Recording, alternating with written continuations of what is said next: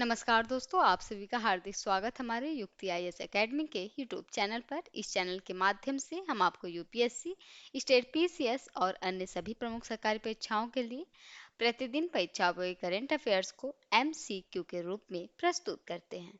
हमारा उद्देश्य है कि आपकी सिविल सेवा एवं अन्य प्रतियोगी परीक्षाओं की तैयारी और भी सरल, प्रभावी व लक्ष्य केंद्रित बन सके।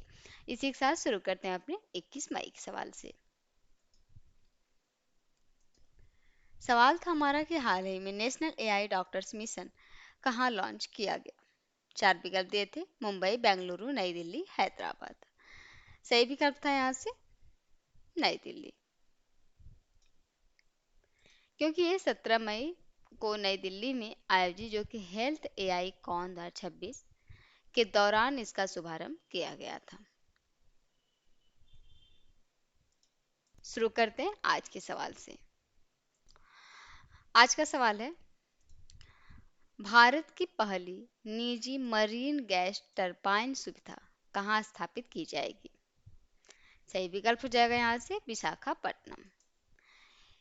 ये जो कि स्थापित की जाएंगे विशाखापट्टनम में, और यह परियोजना जो कि भारत फोर्ज लिमिटेड और आंध्र प्रदेश सरकार के सहयोग से शुरू की जा रही है, याद रखेंगे, जिसका उद्देश्य होगा कि भारतीय नौसेना को तकनीकी रूप से आत्मनिर्भर बनाना। इससे क्या है कि मरीन गैस टरबाइन की मरम्मत और स्वदेशी विकास को बढ़ावा मिलेगा।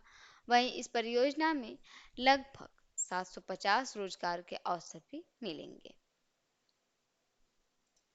अगला प्रश्न है कि अंतर्राष्ट्रीय चाय दिवस हर वर्ष कब मनाया जाता है। चार विकल्प हैं: 20 मई, 21 मई, 22 मई या फिर 25 मई को। सही विकल्प हो जाएगा 21 मई।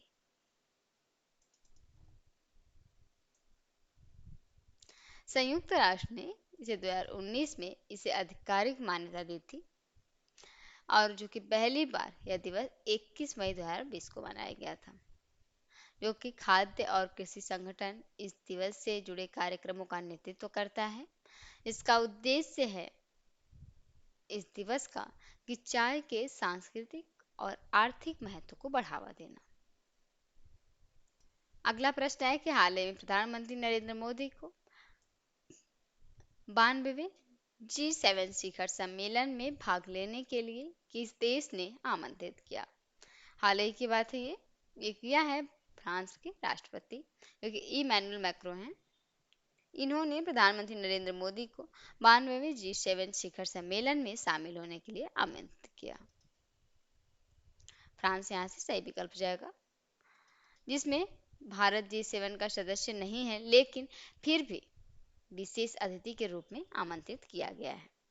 G7 की बात करें अगर कि G7 क्या है, तो G7 जो कि यानी ग्रुप ऑफ 7, मतलब दुनिया की 7 प्रमुख विकसित अर्थव्यवस्थाओं जो कि का अंतर सरकारी समूह है। ये इसके सदस्य देशों में अगर बात करें तो Canada, France, Germany, Italy, Japan, United kingdom और जो कि संयुक्त राज्य अमेरिका ये शामिल है।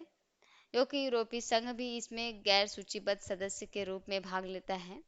इस समूह की स्थापना की बात करें अगर तो 1970 के दशक में वैश्विक आर्थिक और राजनीतिक मुद्दों पर सहयोग बढ़ाने के उद्देश्य से की गई थी। यह होती है G7, और यह नियंत्रण क्योंकि भारत और फ्रांस के मजबूत होते संबंधों को दिखाता है। अगला प्रश्न है कि हाल ही में सेबी ने ESG और कॉरपोरेट गवर्नेंस के लिए किस संस्थान के साथ समझौता किया है। चार विकल्प है, सही विकल्प हो जाएगा IICA।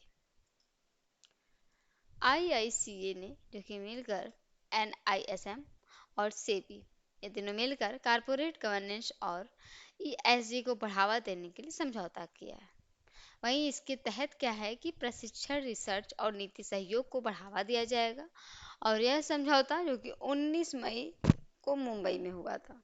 याद रखेंगे कब हुआ था इसका समझौता, तो ये 19 मई को। अगला प्रश्न है कि पारंपरिक पंजाब नाग उत्सव किस केंद्र शासित प्रदेश में मनाया जाता है। चार विकल्प दिए हैं, सही विकल्प हो जाएगा जम्मू कश्मीर। ये जम्मू कश्मीर के अनंतनाग जिले में मनाया जाता है पंजाब नाग उत्सव। पंजाब नाग उत्सव ऐसे ही हमने एक और उत्सव देखा था अभी हाल ही में, जिसमें था कि नीमा पारा पथा उत्सव, जो कि इसका आयोजन उड़ीसा के पुरी जिले में किया गया था। और यह उत्सव ओडिया लोक कला संस्कृति और युवाओं की भागीदारी को बढ़ावा देने के लिए आयोजित किया गया था। इसी तरीके से है पंजाब नाग उत्सव जैसे। तो यह लगभग पंजाब नाग उत्सव की बात करें अगर, तो यह लगभग 400 वर्ष पुरानी जल संरक्षण परंपरा है। इस दिन लोग मिलकर झरनों की सफाई करते हैं और यह उत्सव पर्यावरण संरक्षण और सामुदायिक सहयोग का प्रतीक भी माना जाता है।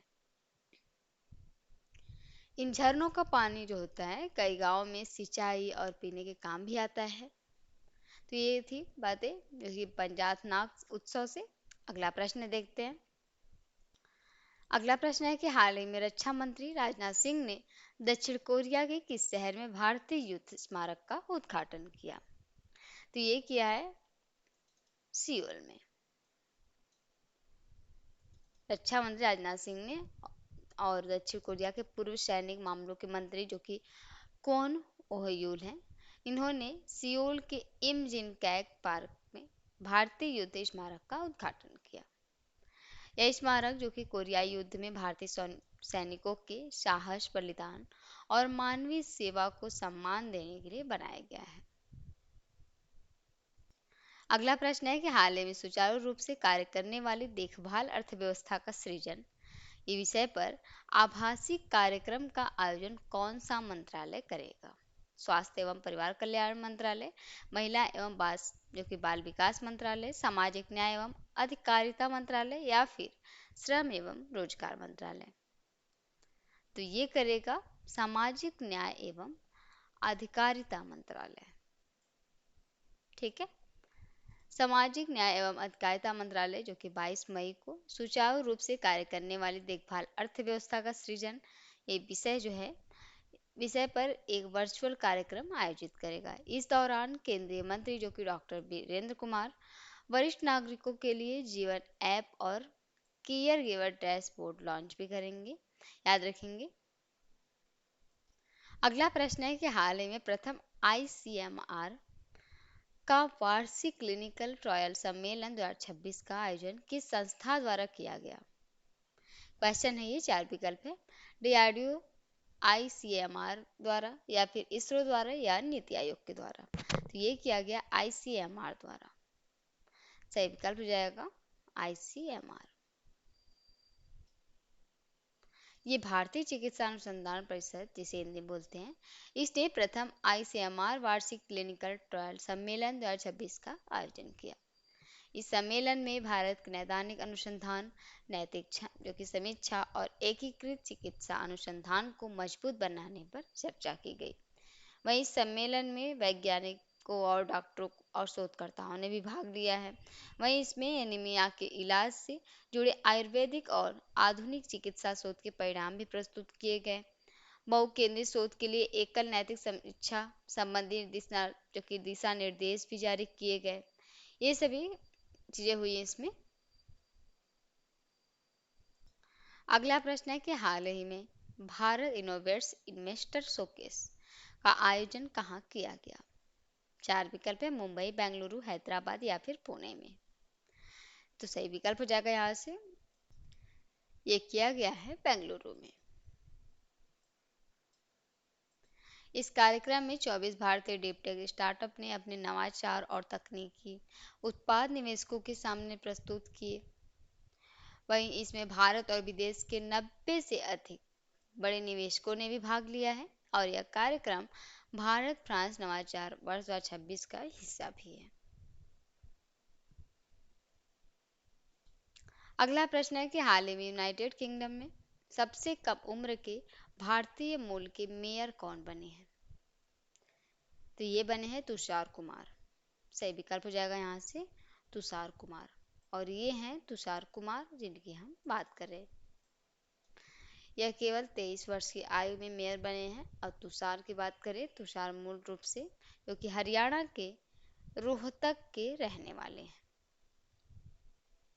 और यह ब्रिटेन के जो कि लेबर पार्टी से जुड़े हैं।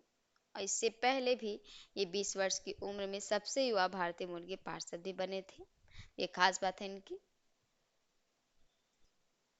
आज का सवाल है आप लोगों के लिए कि हाल ही में 79वीं विश्व स्वास्थ्य सभा